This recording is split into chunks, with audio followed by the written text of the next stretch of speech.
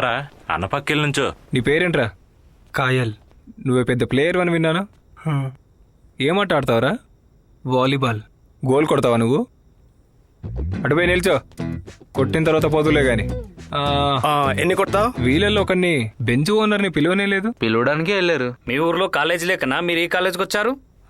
నోరు తెరిస్తే మీ ఊరి గురించి చాలా గొప్పగా చెప్పుకుంటారు.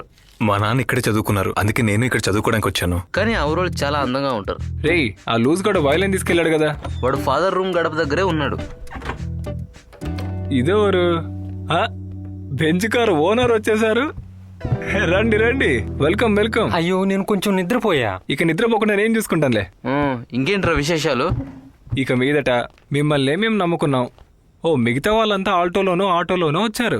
వాళ్ళంతా బిచ్చగాళ్ళు. బెంజ్లో వచ్చింది తప్పైపోయింది. అది వదిలి మనం టైం వేస్ట్ చేయకుండా విషయానికి వద్దాం.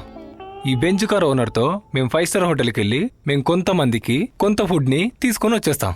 మాక్సిమం 8-10 రూపాయలు అవుతుంది. ఓ అంతేనా? నేనేమో అనుకున్నా ఇదంతా నాకు దుమ్ముతో సమానం. ఇప్పుడే తీసుకో, 100 రూపాయలు ఉన్నాయి. మొత్తం నువ్వే తీసుకో, చిల్లర కూడా నువ్వే ఉంచుకో. 100 రూపాయల? సంతోషమేనా? మేము 10,000 అవుతుందని చెప్తే నీకు తమాషగా ఉందారా? 10,000? చూడండి, మీరు ఆ బెంచ్ కార్ చూసి ఇదంతా చేస్తున్నారంటే మోసపోయినట్టే. ఆ బండి నిజమైన ఓనర్ లాజర్. అయితే నీ గురించి చెప్పిందంతా మరి బెంజ్. నేను బుక్కుల కని తెచ్చుకున్న డబ్బులు ఇంకా 100 రూపాయలున్నాయి, అది కూడా ఇస్తా. ఇదిగో. దేవుడా, నా పళ్ళు. నీకు మమ్మల్ని చూస్తుంటే తమాషగా ఉందా? నేనేం చేశా? లుంగి ఇప్పి నిక్కనే నిలబెట్టండ్రా. అయ్యో వద్దన్నా. రే, కింద నుంచి సిగ్నల్, వాళ్ళు వచ్చేసారు అనుకుంటా. నువ్వు వెళ్ళి లైట్ ఆపు. అందరు కిందికి వెళ్ళండి, వెళ్ళండి, త్వరగా వెళ్ళండి. టార్చ్ తీసుకొని ఫాదర్ ఇప్పుడు ఇక్కడికే వస్తారు. అందరు సైలెంట్ గా ఉండండి. లూయిస్ మేనేజ్ చేస్తాడు. ఫాదర్? ఎవరది? నేనే ఫాదర్, లూయిస్. ఈ టైంలో నువ్వు ఇక్కడేం చేస్తున్నావురా? సొంతంగా ప్రాక్టీస్ చేస్తే నా వల్ల ఏం కావడం లేదు ఫాదర్. మిమ్మల్ని అడిగి నేర్చుకుందామని వచ్చాను ఫాదర్. ఎంతో మందిని ఉత్తములుగా తీర్చిదిద్దిన చేతులు మీవి. అదంతా కరెక్టే, కానీ ఈ టైంలో కొత్తగా వచ్చిన వాళ్ళు నలుగురే కదా. నేను ఒకసారి వెళ్ళి చూసొస్తాను. అది సరే, రేపు నీకు పోటీ ఏం లేదుగా? అందరూ పడుకున్నారు ఫాదర్. మేల్కునుంటే నేనెందుకు ఇక్కడికి వస్తాను? సరే అయితే లోపలికి రా, ఊరికే నా టైం వేస్ట్ చేయకూడదు. రేయ్, నీ డబ్బులు నువ్వు ఎక్కడ దాచిపెట్టావో నేను చూశానంటే ఖచ్చితంగా ఎత్తేస్తా. పోరా. నా దగ్గర ఉంటే కదా. రే బండోడా, చెప్పన్నా. నువ్వు మాకు ట్రీట్ ఇచ్చేంత వరకు నువ్వు లుంగి కట్టనక్కర్నే లేదు. పోరా. కట్టను, అది ఇవ్వన్నా. పోరా పోరా. రే, ఇదిగో ఇంకోటి అంటించు. వచ్చిన రోజు ఇవన్నీ అంటించాలరా. సీనియర్స్ చూశారనుకో మన పని అంతే.